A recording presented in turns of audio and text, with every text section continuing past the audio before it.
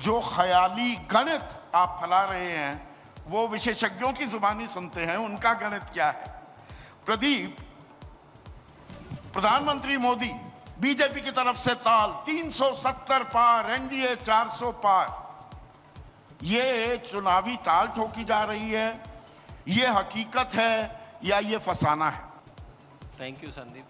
तो हकीकत या फसाना के लिए थोड़ा और इंतज़ार करना पड़ेगा ये जानने के लिए, लेकिन थोड़ी देर के लिए प्रधानमंत्री मोदी जो 400 पार कह रहे हैं वो किन किन परिस्थितियों में यदि होगा, यदि संभव है तो किन परिस्थितियों में होगा। 3 आसान परिस्थितियां हैं।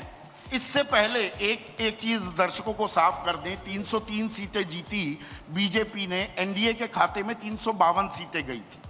तो अब गणित आप समझाइए।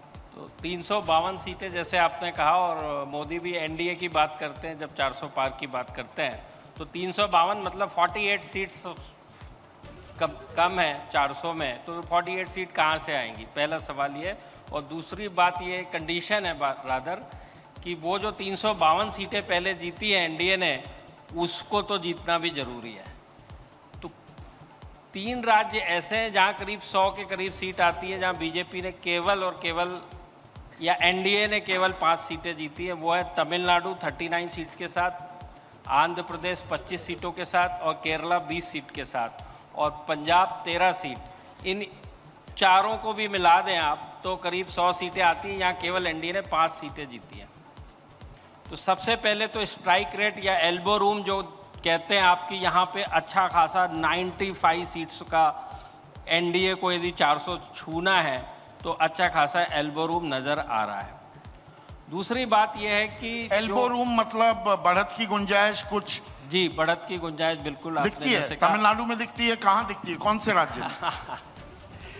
उसके लिए ज़रूरी है। तमिलनाडु की आप बात कर रहे हैं तो पिछली बार एआईडीएमके और डीएमके वहाँ की 2 प्रमुख क्षेत्रीय पार्टियां हैं। एआईडीएमके के साथ बीजेपी का गठबंधन था, जो कि एआईडीएमके ने 1 सीट जीती, 39 में से 1 सीट, बाकी सभी 38 सीट पे डीएमके कांग्रेस अलायंस ने जीत की। तो वहाँ पर आज की परिस्थिति वर्तमान ये है कि अभी एनडीए के साथ एआईडीएमके नहीं है, तो बहुत सारे इफ्स एंड बट्स अभी लगे हुए हैं। यदि कि एआईडीएमके इस बार बीजेपी के साथ गठबंधन करता है और एनडीए में आता है तो हम कह सकते हैं कि संभावनाएं हो सकती है। और केरल में इतना पुराना आरएसएस का संगठन पर खाता नहीं खोल पाती बीजेपी। केरल की कहानी तो ऐसी है कि बीजेपी लोकसभा में ही नहीं, असेंबली इलेक्शन में भी खाता नहीं खोल पाती। 140 में से एक भी सीट नहीं है केरल के अंदर, लेकिन कोशिश तो करनी पड़ती है। और मैं हमेशा ये कहता हूँ कि यदि किसी को ग्रेजुएट होना है और कोशिश करके सफल होना है तो उसमें लाइफ के 15 साल तो कम से कम लगते हैं जब आप स्टार्ट करते हैं, यानी फर्स्ट स्टैंडर्ड से 12 + 3। तो मुझे ऐसा लगता है कि बीजेपी कह सकते हैं 10 साल तो क्रॉस कर चुकी है अभी के। और आपने आरएसएस की बात करी तो वो तो बहुत सालों से आंध्रा की बात करते हैं, 25 सीटें हैं, चंद्रबाबू नायडू तो खेमे में आ रहे हैं, जगनमोहन रेड्डी वो अपनी राजनीति कर रहे हैं, वहाँ कुछ संभावनाएं तलाशने की कोशिश तो कर रही है बीजेपी, कुछ सफल होती दिख रही है। यहाँ पर भी जो है एनडीए यानी क्षेत्रीय पार्टियों का बोलबाला है। जैसे आपने बताया टीडीपी और वाईएसआरसीपी जो कि अभी सरकार में है, तो बीजेपी को यदि यहाँ पर भी कुछ करना है हासिल तो फिर किसी एक पार्टी के साथ गठबंधन करना पड़ेगा। आज की वर्तमान परिस्थिति यह है कि दोनों तरफ से कोशिशें की जा रही हैं, एआईडीएमके तमिलनाडु में भी और आंध्र प्रदेश में भी। यदि किसी तो कोशिशें कब, कौन से शुभ मुहूर्त का इंतजार कर रहे हैं? अब तक तो हो जाना चाहिए था अगर कोई गठबंधन होना है। संदीप, इतना आसान नहीं होता इसमें, क्योंकि बहुत सारी बात होती है। नहीं, मैं सवाल इसलिए पूछ रहा हूँ, इंडिया वालों से बड़े सवाल पूछे जाते हैं, अरे आपका गठबंधन नहीं हो रहा, आपका सीटों का बंटवारा नहीं हो रहा। तो दक्षिण में एनडीए कौन सा गठबंधन है और सीटों का बंटवारा तो दूर की कौड़ी हो गई। उसकी वजह यह है कि जो एनडीए की स्थिति है कि उसमें अभी जो आपकी थाली है रोजमर्रा की खाने की, उसमें पकवान कहाँ से आएंगे इसका सवाल है।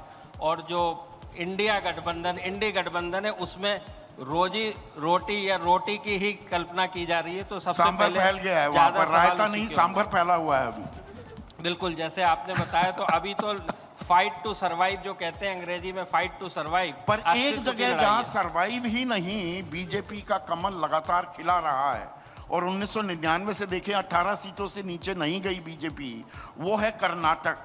पर अब वहां कांग्रेस की सरकार है। पिछली दफा 28 में से 25 सीटें थी बीजेपी की, वो बरकरार रखना कितना अहम हो जाता है, क्योंकि 132 सीटें माने हम दक्षिण भारत की, तो उसमें से 29 सीटें बीजेपी के खाते में गई थी, 25 कर्नाटक और 4 तेलंगाना।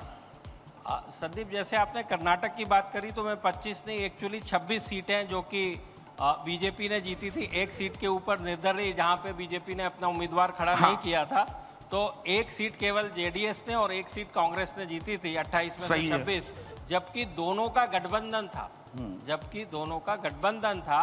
और इस बार जो गठबंधन है जेडीएस का, बीजेपी ने अपने साथ पहले कर लिया है, तो मैं कह सकता हूं कि वहां पर जरूर कांग्रेस की सरकार है, जरूर 6 महीने पहले चुनाव में कांग्रेस ने और दुगनी सीटों से जीत दर्ज की, बिल्कुल दुगनी सीटों से 2/3 मेजॉरिटी के साथ जीत दर्ज की, तो वहां पे भी बीजेपी को फाइट करना पड़ेगा। ये उसी श्रेणी में आता है जो 352 को बचाए रखने का चैलेंज और चुनौती बीजेपी के सामने है।